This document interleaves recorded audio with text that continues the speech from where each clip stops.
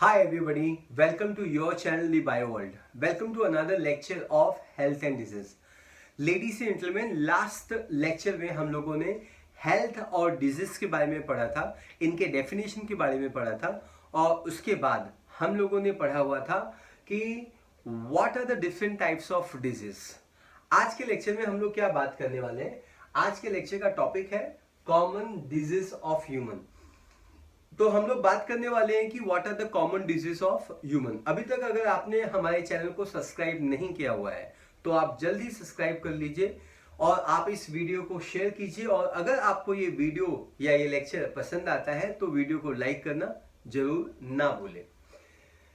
Everybody, जब हम लोग बात करते हैं कि कॉमन डिजीज ऑफ ह्यूमन, तो ह्यूमन को डिजीज कॉज कौन करता है? तो ह्यूमन को जो डिजीज कॉज करता है उसको हम लोग बोलते हैं डिजीज कॉजिंग एजेंट।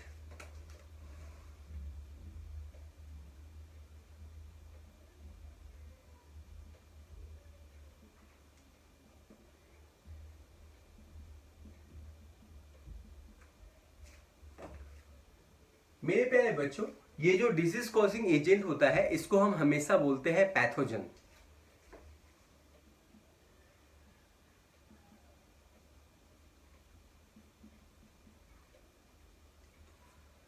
पैथोजन का मतलब तो आप अच्छे से समझते हैं। पैथो का मतलब होता है डिजीज, जेन का मतलब होता है जनरेटिंग। डिजीज जनरेटिंग या डिजीज कॉजिंग एजेंट को हम लोग पैथोजन बोलते हैं। यस सर, ये जो पैथोजन होते हैं ये कौन हो सकता है? मेरे प्यारे बच्चों, the example of pathogen can be viruses, it can be bacteria,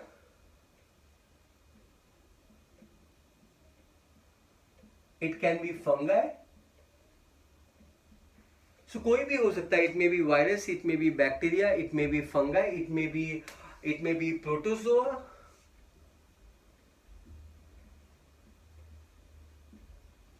it may be helminths,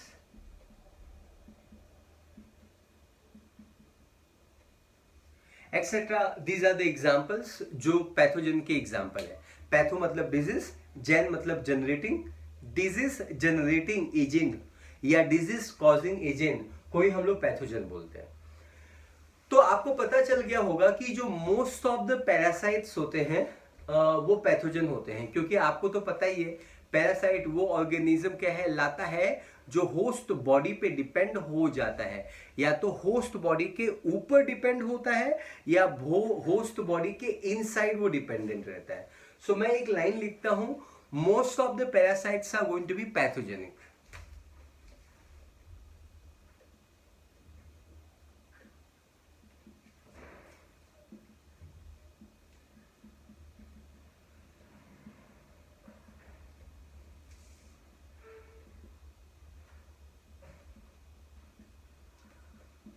I think this concept is very very clear. आपको प्यारे बच्चों ये भी समझना होगा कि ये जो भी पैथोजन होता है या पैरासाइट, आप जो भी बोलना चाहते हैं, ये हमारे बॉडी में रहने के लिए, विद इन द बॉडी, हमारे बॉडी में रहने के लिए ये काफी अच्छे तरीके से अडेप्ट रहते हैं। अडेप्ट रहते हैं मतलब क्या होता है? आप सभी को तो मालूम है, परिवर्तन संसार का एक महत्वपूर्ण नियम है। अगर कोई भी बैक्टीरिया वायरस हमारे बॉडी में आया और हमारे बॉडी के कंडीशन में अगर वो नहीं रह सकता है तो ऑब्वियसली वो जिंदा नहीं रह पाएगा, वो सरवाइव नहीं हो पाएगा, ऑब्वियसली वो डाई हो जाएगा। इसका मतलब क्या होता है? मोस्ट ऑफ द जो पैथोजेंस होते हैं, दिस पैथोजेंस, ये जो पैथोजेंस होते हैं, this are highly adapted to live within our body.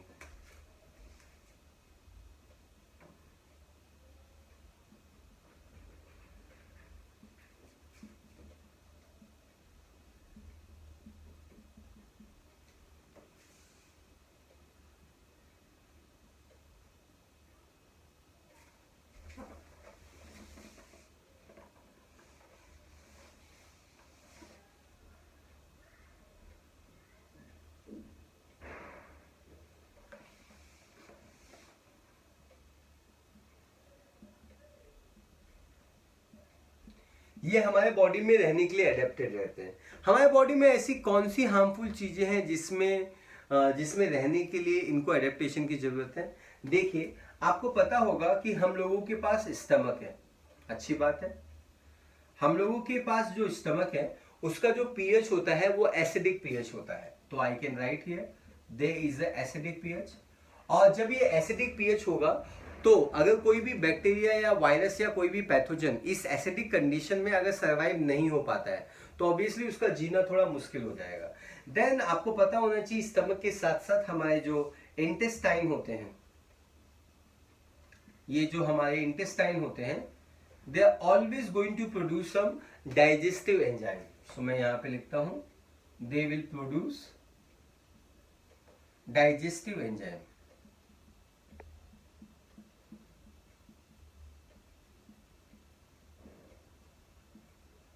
ये डाइजेस्टिव एंजाइम्स प्रोड्यूस करते हैं। मेरे प्यारे बच्चों, ये जो डाइजेस्टिव एंजाइम्स होते हैं या ये जो डाइजेस्टिव एंजाइम प्रोड्यूस होते हैं, ये डाइजेस्टिव एंजाइम के अगेंस्ट इन पैथोजन को लड़ना पड़ेगा। Pathogen must have a adaptation to fight और to survive in the acidic pH of the stomach and to counter attack the digestive enzymes of our body. So I think this part is very clear, है ना। तो adaptation की हमेशा जरूरत पड़ती है। तो लेडीज एंड जेंटलमैन, ये वक्त हो गया है कि हम लोग बात करें कुछ बीमारियों के बारे में। द फर्स्ट बीमारी that I am going to discuss here is always called as a typhoid. तो हम लोग यहीं से स्टार्ट करते हैं, कोई बुरी बात नहीं है अगर हमने यहां से स्टार्ट किया तो। Yes sir, so let us put a big title here, typhoid, है ना। तो ये टाइफाइड है और ये पहली बीमारी है जो आज के लेक्चर में हम लोग आज के लेक्चर से डिस्कस करना चालू करते हैं हम लोग, है ना।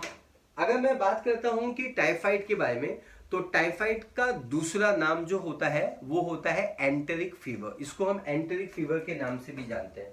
सो I just write here, it is also called enteric fever.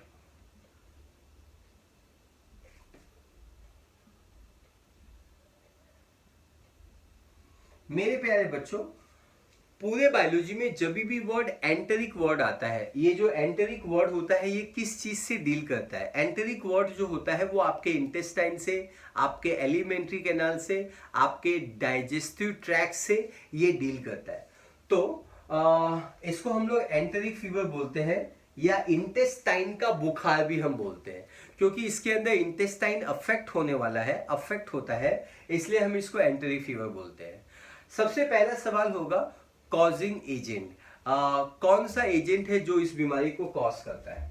So number 2 point is going to be causing agent. आप सभी को पता होना चाहिए ये जो बीमारी है बहुत ही फेमस बीमारी है आप सबके बीच में, और ये जो कॉजिंग एजेंट होता है वो होता है साल्मोनेला टाइफी। साल्मोनेला टाइफी एक बैक्टीरिया होता है जिसके वजह से ये कंडीशन डेवलप होता है। तो हम उसका नाम लिखते हैं, बैक्टीरिया का नाम है salmonella typhi. So Salmonella typhi is the name and this name has to be very clear to you. Yes sir. अब हम इस बैक्टीरिया के बारे में बात करते हैं या साल्मोनेला टाइफी के बारे में बात करते हैं, मतलब हम लोग कॉजिंग एजेंट के बारे में ही इस समय बात कर रहे हैं। Here we go ladies and gentlemen. ये जो साल्मोनेला टाइफी है, मैं एक बार फिर से लिख दूं क्या नाम, एस टाइफी, है ना, एस टाइफी। ये जो बैक्टीरिया होता है बच्चों, ये जो बैक्टीरिया होता है, ये बैक्टीरिया एक ग्राम नेगेटिव बैक्टीरिया होता है। अब आपको जरूर सोचना होगा कि ये ग्राम नेगेटिव और ग्राम पॉजिटिव बैक्टीरिया क्या होते हैं। अभी आपको जाना होगा यूनिट नंबर 3 में सेल चैप्टर के अंदर gram positive gram negative bacteria read करना होगा, समझना होगा कि वो एग्जैक्टली क्या होते हैं। हम लोग जिंदगी की गाड़ी को आगे बढ़ाते हैं। ये जो एस टाइफी बैक्टीरिया है, it's a gram negative bacteria.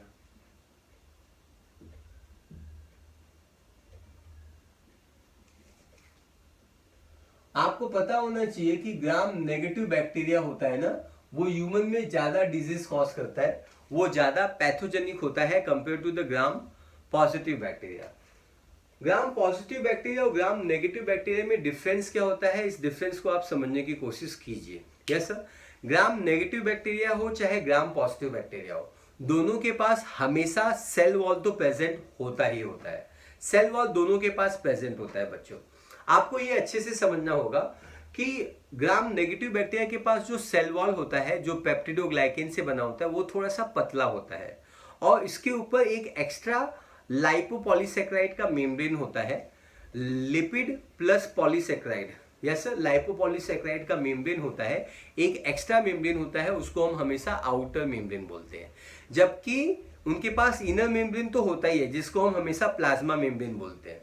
सो अगर मुझे स्ट्रक्चर को आपको कलरफुल तरीके से बताना पड़े तो मैं पूरी कोशिश करूंगा बताने की कि अगर ये सपोज सेल वॉल है, अगर ये ऑरेंज कलर का स्ट्रक्चर है, ये सेल वॉल है, तो ग्राम नेगेटिव बैक्टीरिया में ये जो सेल वॉल होता है वो बहुत ही ज्यादा हाईली डेवलप्ड नहीं होता है।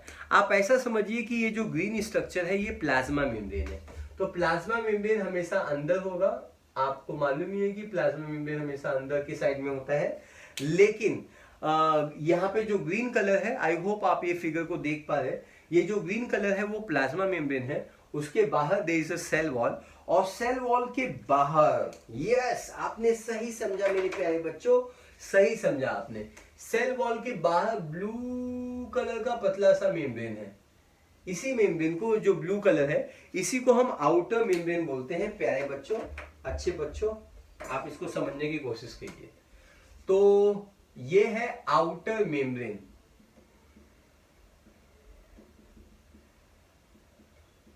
आउटर मेम्ब्रेन, और इसी आउटर मेम्ब्रेन को हम लोग लाइपोपॉलीसेक्राइड बोलते हैं। आपकी तसल्ली के लिए मैं यहां पे लिख देता हूं कि ये है ग्रीन कलर वाला पीएम। पीएम आप मोदी जी के पास मत जाइए, इट्स अ प्लाज्मा मेम्ब्रेन, है ना। Then this particular orange colour structure, इसको हम सेल वॉल बोलते हैं। ये पेप्टिडोग्लाइकेन से बना होता है बैक्टीरिया में, तो ये सेल वॉल है। एंड जैसे कि मैंने आपको बताया कि it is made up of peptidoglycan, ये पेप्टिडोग्लाइकेन से बना होता है, ये बात आपको पता होनी चाहिए। I think this part is also very very clear to you, 100% super, mind blowing. आगे बढ़ते हैं। ये जो ब्लू कलर स्ट्रक्चर है इसको हम आउटर मेम्ब्रेन बोलते हैं। अब ये जो आउटर मेम्ब्रेन होता है ये लाइपोपॉलीसेक्राइड से बना होता है। मैं यहां पे लिखता हूं लाइपोपॉलीसेक्राइड, लाइपोपॉलीसैकराइड।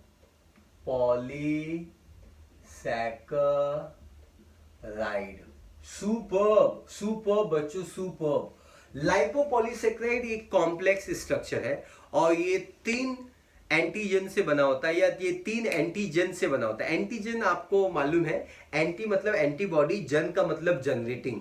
एंटीबॉडी जनरेटिंग केमिकल को एंटीजन बोलते हैं। आप लिख लीजिए, ऐसे सुनिए मत खाली। एंटी मतलब एंटीबॉडी, जन का मतलब होता है जनरेटिंग, एंटीबॉडी जनरेटिंग केमिकल को एंटीजन कहते हैं। एंटीजन वो केमिकल कहलाता है। मैंने ऐसा सुना है बैक्टीरिया या वायरस या पैथोजन में ये पाया जाता है। जब भी हमारे बॉडी में आता है, हमारे इम्यून सिस्टम को एक्टिवेट कर जाता है। जब हमारा इम्यून सिस्टम एक्टिवेट हो जाता है तब जाके हमारा इम्यून सिस्टम एंटीबॉडी प्रोड्यूस कर जाता है। इसीलिए इस केमिकल को हम एंटीजन कह जाता है, क्योंकि हमारे बॉडी को एक्टिवेट करके ये एंटीबॉडी प्रोड्यूस कर जाता है, एंटीबॉडी प्रोड्यूस करता है। ये याद रखना बस। लाइपोपॉलीसैकराइड होता है, ये 3 एंटीजन से बना होता है, या ये 3 स्ट्रक्चर से बना होता है। सबसे पहला जो स्ट्रक्चर होता है वो ये रेड कलर का होता है, यस सर, है ना। इस रेड कलर के बाद there is a purple colour structure, और पर्पल कलर के बाद there is a green colour structure. कौन सा कलर है? ग्रीन कलर स्ट्रक्चर, है ना। वक्त आ गया है कि हम तीनों स्ट्रक्चर का नाम लिख दें। ये जो पहला स्ट्रक्चर है इसको हम लोग बोलते हैं ओ एंटीजन। क्या बोलते हैं रेड वाले को? O antigen, O antigen. ये बीच वाला जो पार्ट है इसको हम लोग बोलते हैं हमेशा कोर पॉलीसैकराइड। कोर का मतलब होता है centre part of your body, core polysaccharide बोलते हैं। कोर पॉलीसेक्राइड, और ये जो स्ट्रक्चर है इसको हम लिपिड ए बोलते हैं। क्या बोलते हैं हम इसको? लिपिड ए बोलते हैं। मेरे प्यारे बच्चों, आपको फोकस यहाँ पे करना चाहिए लिपिड ए पे। लिपिड ए जो स्ट्रक्चर होता है ये 2 ग्लूकोसा अमाइन से बना होता है। 2 अमीनो ग्लूकोसा अमाइन मालूम है ना? ग्लूकोज में जब अमाइन ग्रुप अटैच हो जाता है, दुनिया मैंने इसको सुना है कि ग्लूकोसा अमाइन कह जाता है। तो 2 मॉलिक्यूल्स ऑफ ग्लूकोसा अमाइन रहते हैं। It consist of glucosamine, 2 molecules of glucosamine. There is a 2 molecules of glucosamine. 100% clear है? There is a 2 molecules of glucosamine. अब ये जो 2 ग्लूकोसामाइन होते हैं ये फॉस्फेट से अटैच रहते हैं। किससे अटैच रहते हैं? फॉस्फेट से। तो ये फॉस्फेट से अटैच रहते हैं और साथ में ये किससे अटैच रहते हैं? ये फैटी एसिड से भी अटैच रहते हैं। मैं चाहता हूं कि आप इस स्ट्रक्चर को देखने की कोशिश कीजिए और समझने की कोशिश कीजिए। आप देख सकते हैं नीचे का ब्लैक एंड व्हाइट डायग्राम, ये ओ एंटीजन है, then there is a core polysaccharide, ये स्ट्रक्चर है, then there is a lipid A.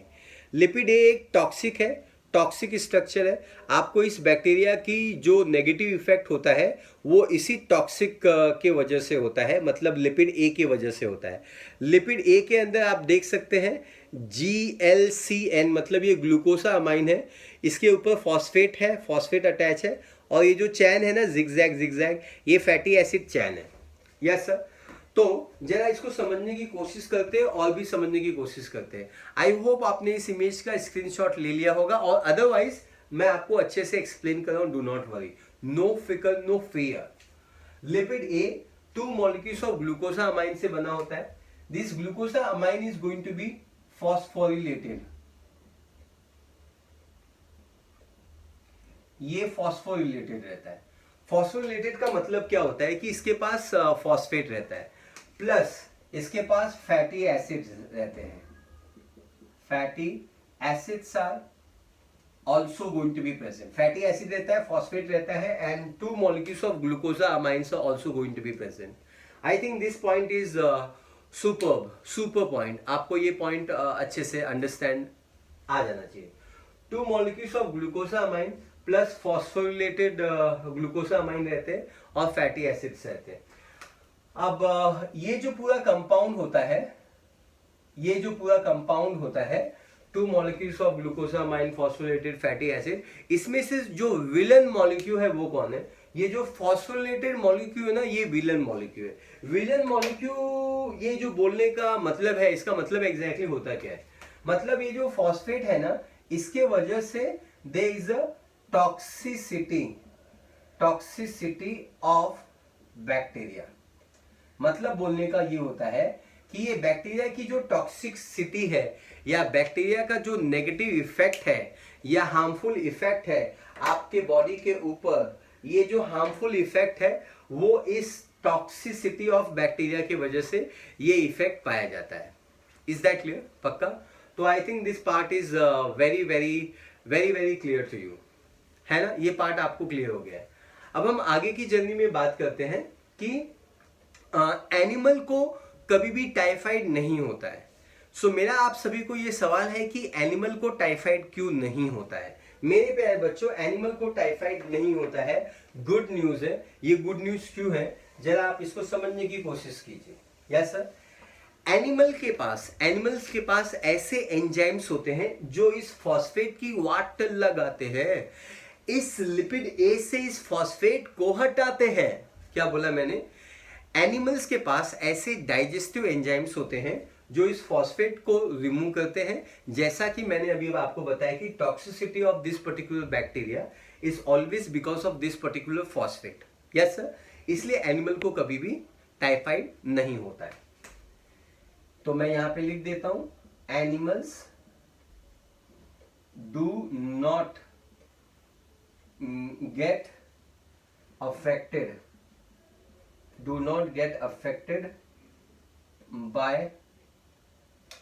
affected by typhoid because they contain the enzyme, because they contain enzymes which can remove phosphate,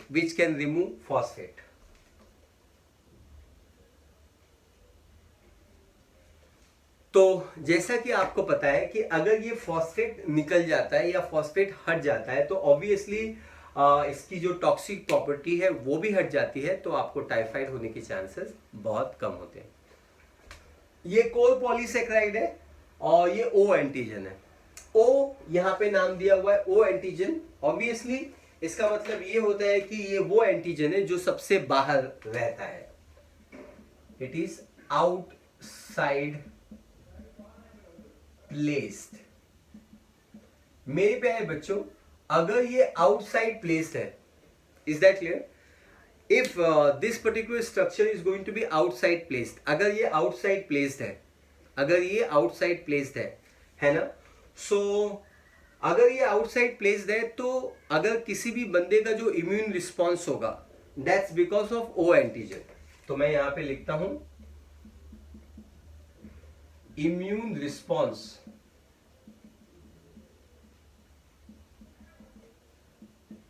is because of immune response, ये जो immune response होता है that's because of O antigen।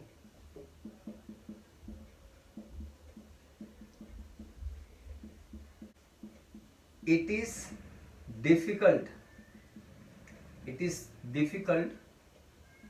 for antibodies to recognize it।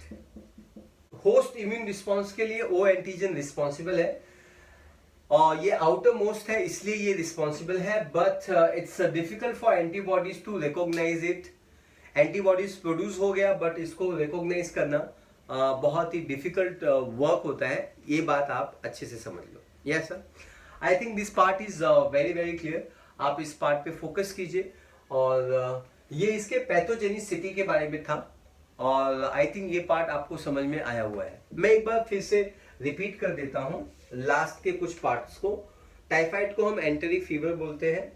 Causing agent is going to be salmonella typhi. ये gram negative bacteria है। मैंने bacteria का diagram draw किया था। यस सर, ये नेगेटिव बैक्टीरिया है, प्लाज्मा मेम्ब्रेन है, सेल वॉल है, पेप्टिडोग्लाइकेन से बना होता है सेल वॉल। सेल वॉल के बाहर एक मेम्ब्रेन है जिसको हम आउटर मेम्ब्रेन बोलते हैं। ये ग्राम नेगेटिव में रहता है, पॉजिटिव में ये मेम्ब्रेन बिल्कुल नहीं रहता है। ये लाइपोपॉलीसैकेराइड है, इसके पास ओ एंटीजन, कोर पॉलीसैकेराइड और लिपिड ए है। लिपिड ए के बारे में मैंने डिटेल में बताया कि इसके पास 2 ग्लूकोसा अमाइन है, ये फॉस्फोरिलेटेड है एंड इनके पास फैटी एसिड है। Toxicity of bacteria is because of this. Animal do not get affected by typhoid because they contain enzymes which can remove the phosphate। Animals को कभी भी टाइफाइड नहीं होता है। कोर पॉलीसेक्राइड जो सेंटर का पार्ट है, O antigen outermost placed है। ये immune response is because of O antigen होता है हम लोग का जो इम्यून रिस्पॉन्स होता है, लेकिन हम लोग का इम्यून रिस्पॉन्स इतना तेज या इतना क्विक नहीं हो पाता है because it's difficult for antibodies to recognise the O antigen. Yes sir, उससे फाइट करना become very very difficult. I hope ये पार्ट आपको समझ में आया हुआ है और हम आगे बात करेंगे मोड ऑफ ट्रांसमिशन के बारे में next part. So let me clean the board. Thank you so much. तो अब हम लोग बात करने वाले हैं मोड ऑफ ट्रांसमिशन के बारे में। ये जो टाइफाइड जो बीमारी है, इन्फेक्शियस डिजीज साल्मोनेला टाइफी की वजह से जो होती है, ये हमेशा इसका जो मोड ऑफ ट्रांसमिशन होता है it will be always through the contaminated food and water.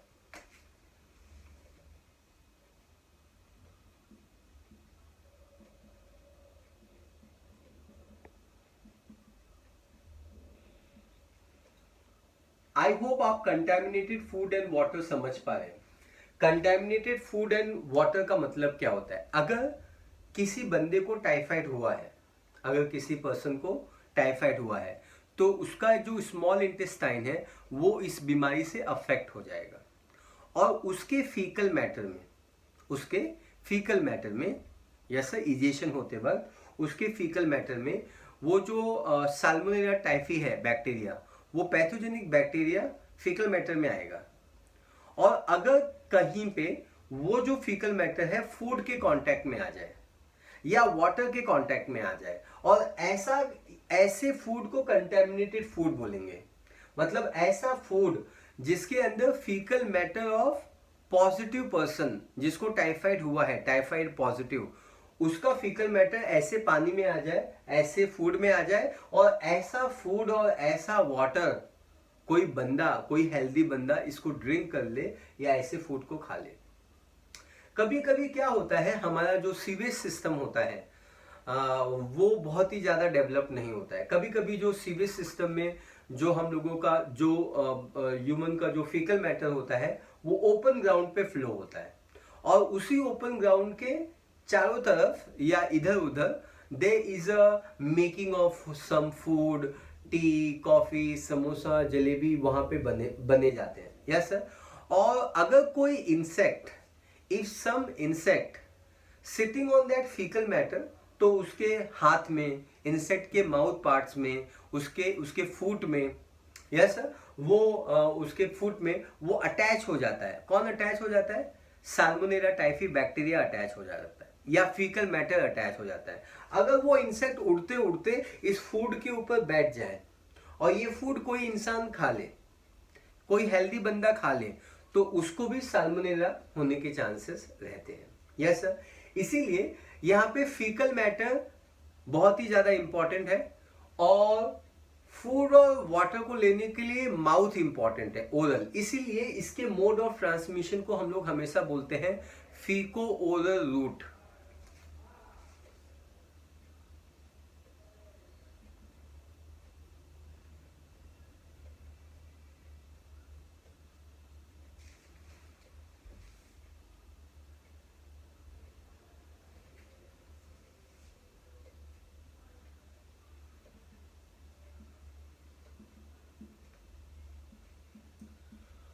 तो आई थिंक आपको ये वर्ड अच्छे से समझ में आ रहा है कि अगर कोई भी बंदा टाइफाइड पॉजिटिव है और उसका फीकल मैटर कहीं पे डिपॉजिट होता है किसी फूड में या किसी भी वाटर में, किसी भी रीजंस की वजह से, इंसेक्ट की वजह से या इम्प्रॉपर सीवेज सिस्टम होने की वजह से, तो that condition will lead to transmission of the typhoid.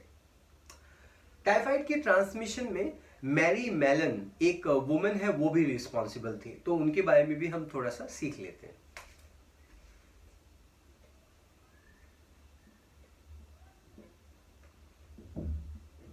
ये जो वर्ड है ये मैम है मैरी मेलन, एक वुमन थी, ये महिला थी, और ये टाइफाइड पॉजिटिव थी, मतलब इनको टाइफाइड हुआ था।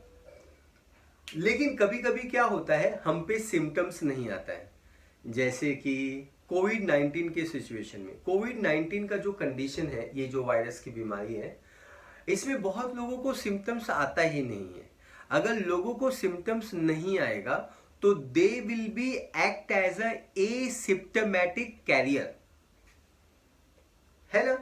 अगर कोई कोरोना पॉजिटिव है या कोविड-19 जिसको हुआ है लेकिन उस पे सिम्टम्स नहीं आ रहा है, तो वो हेल्दी बन के ऐसे घूमते जाएगा, कहीं पे भी घूमेगा, और जहां पे भी वो घूमेगा वो डिजीज को, वो कोरोना वायरस को स्प्रेड करेगा कि नहीं करेगा। ऐसा ही कुछ कंडीशन, ऐसा ही कुछ सिमिलर कंडीशन मैरी मेलन के साथ था। Yes sir. Mary Mallon restaurant में काम किया करती थी यूएस में, और ये अलग अलग रेस्टोरेंट में काम किया करती थी, और इनको सी वॉज टाइफाइड, बट इनको कोई भी सिम्टम नहीं था। So she act as a asymptomatic carrier.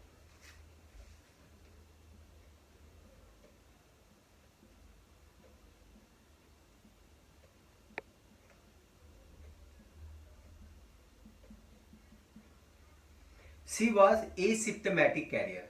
Asymptomatic carrier का मतलब ये होता है कि इन पे कोई सिम्टम्स नहीं था, but she was typhoid positive, she was salmonella typhi positive, इनके पास डिजीज था और इनकी फीकल मैटर से बीमारियां जो होती थी कई सालों तक यूएस में फैली हुई थी। ये जहां पे भी जॉब चेंज करती थी, जिस भी रेस्टोरेंट में जाया करती थी, उस रेस्टोरेंट के आजू बाजू के इलाकों में लोगों को साल्मोनेला का डिजीज फैलने लगा था, एपिडेमिक होने लगा था।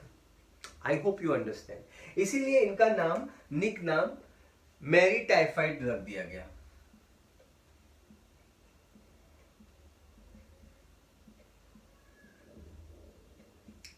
Yes sir.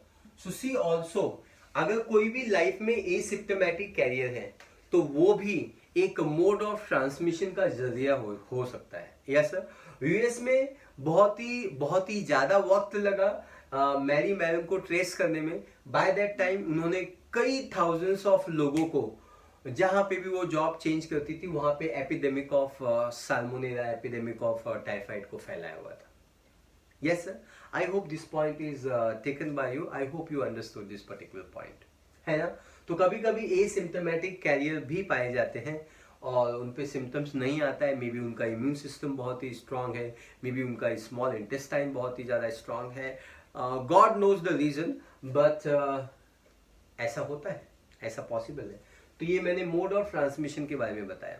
अब मैं आपको बताने वाला हूं कि अगर आज किसी बंदे ने कंटेमिनेटेड फूड और एयर लिया हुआ है तो उनको सिम्टम्स ऑफ द बीमारी कब आएगी। मतलब हम लोग बात करने वाले हैं इंक्यूबेशन पीरियड के बारे में।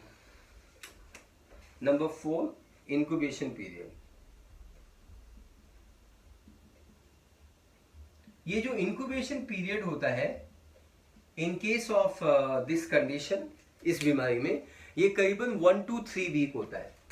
तो हमको सीधा लिख देना है 1 to 3 वीक। 1 to 3 वीक्स इसके अंदर पाए जाते हैं, है ना। 1 to 3 weeks are going to be present. मतलब अगर आज किसी ने कंटेमिनेटेड फूड एंड वाटर को ड्रिंक किया है या ईट किया है तो 1 वीक से 3 वीक के अंदर उसको सिम्टम्स ऑफ टाइफाइड आना चालू हो जाएगा। So let's talk about what are the symptoms. इसके सिम्टम्स क्या होंगे उसके बारे में बात करते हैं। So we can focus here. Number 5 is called symptoms. So let's talk about the symptoms के बारे में हम लोग बात करते हैं। जब किसी बंदे को टाइफाइड हो जाता है तो उसमें सबसे पहला जो सिम्टम होता है sustained high fever. Sustained high fever का मतलब ये होता है कि जैसे मलेरिया में आपको फीवर आता है, फिर चला जाता है और फिर अगले दिन, अगले 72 आवर्स के बाद या 48 आवर्स के बाद वो फिर आता है और फिर चला जाता है। लेकिन यहाँ पे ऐसा कुछ नहीं होता है। यहाँ पे सस्टेन्ड हाई फीवर होता है। ये सबसे पहला और इम्पॉर्टेंट सिम्टम्स होता है। टाइफाइड में भी ना आपको थोड़ा सा ठंडी लगती है, थोड़ा सा बुखार आता है, ज़्यादा बुखार आता है, लेकिन इसमें मलेराइज फीवर आता है आपको। लेकिन एक एक्सपर्ट डॉक्टर को ये समझना होता है कि ये मलेरिया का सिम्टम्स है या ये डेंगू का सिम्टम्स है या ये टाइफाइड का सिम्टम्स है। वो अंडरस्टैंडिंग आनी चाहिए। तो हमेशा याद रखना इसमें सस्टेन्ड हाई फीवर आता है। नंबर 2, आपके बॉडी में बहुत सारा वीकनेस आता है, स्टमक में पेन होता है, कॉन्स्टिपेशन का मतलब होता है कि आप को जो फीकल मैटर का जो डिस्चार्ज होता है वो कम होता है, स्लो होता है, and that condition leads to constipation. Headache होता है, आपके सर में सीवियर हेडेक होता है इस बीमारी में। लॉस ऑफ एपेटाइट, आपको भूख नहीं लगती है, इस कंडीशन को हम लोग लॉस ऑफ एपेटाइट बोलते हैं। There is a intestinal perforation and death. Intestinal perforation का मतलब क्या होता है? इंटेस्टाइनल परफोरेशन का मतलब ये होता है कि इंटेस्टाइन में होल होना चालू हो जाते हैं, इससे आपको ब्लड लॉस होता है and finally it will leads to death. Yes, तो sustained high fever, weakness, stomach pain is going to be always there, constipation is also going to be there, headache, loss of appetite and intestinal perforation, and finally it will lead to death. जब हम लोग diagnosis के बारे में बात करते हैं, diagnosis के बारे में, तो डायग्नोसिस में आपको ये समझ में आ जाना चाहिए कि डायग्नोसिस हम लोग किससे करते हैं, विडाल टेस्ट से करते हैं, Widal test, yes sir, Widal test. तो ये विडाल टेस्ट होता है जो हम लोग डायग्नोस्टिक टेस्ट परफॉर्म करते हैं, और इस टेस्ट से हमको पता चलता है कि किसी को टाइफाइड हुआ है या टाइफाइड नहीं हुआ है। ऑब्वियसली हम लोग ट्रीटमेंट के बारे में जरूर बात करेंगे। Treatment is always done because of antibiotic. Obviously antibiotic हम यूज करते हैं। आप सभी लोग समझते हैं कि एंटीबायोटिक्स क्या होता है। एंटीबायोटिक्स वो केमिकल कहलाता है जो एक बैक्टीरिया अगेंस्ट द दूसरे बैक्टीरिया के प्रोड्यूस कर जाता है। एंटीबायोटिक वो केमिकल कहलाता है जो एक बैक्टीरिया दूसरे बैक्टीरिया के अगेंस्ट में प्रोड्यूस कर जाता है। Yes sir. तो दूसरा बैक्टीरिया मर जाता है, या तो उसका ग्रोथ सस्टेन हो जाता है या वो ग्रोथ नहीं कर पाता है ना। तो दो टाइप के एंटीबायोटिक हम लोग यूज करते हैं। One is called terramycin antibiotic and the second one is called as chloromycetin antibiotic. ये दो टाइप के एंटीबायोटिक हम लोग यूज करते हैं। आप ये हमेशा मत भूलिएगा कि इसमें जो मेन सिम्टम्स आता है वो स्मॉल इंटेस्टाइन में के वजह से आता है। पहले तो ये कंटेमिनेटेड फूड के वजह से ये आपके स्मॉल इंटेस्टाइन में आता है, और जैसे ही ये ब्लड में एंटर करते हैं तो ये आपके बॉडी के अलग अलग ऑर्गन में भी स्प्रेड हो सकते हैं। So I think this part is done, और आपको ये कॉन्सेप्ट और ये लॉजिक समझ में आ गया होगा। और here we are finishing the typhoid. अब हम लोग अगले लेक्चर में अगले बीमारी के बारे में बात करेंगे। God bless you. Thank you so much.